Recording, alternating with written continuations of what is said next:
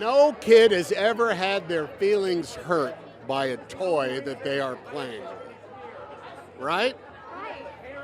But every kid, probably every kid, has had their feelings hurt by something that has been typed about them on a screen that they have, either a phone or anything like that. Without a doubt, the tools at our disposal are wonderful things, and without a doubt, they are responsible for some very cruel moments in people's lives.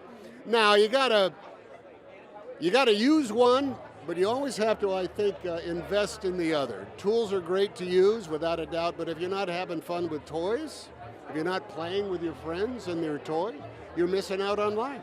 I think the connection that he has with everybody else, these movies are really about deep, long-lasting friendships and how adversity comes along, but everybody can get together and help the other person out when they need a hand.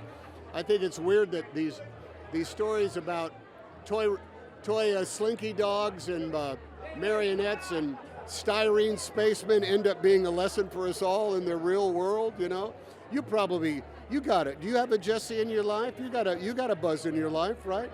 All right, there you go. You're Woody to somebody's Buzz, and somebody's Buzz is to your Woody. So that's a good thing.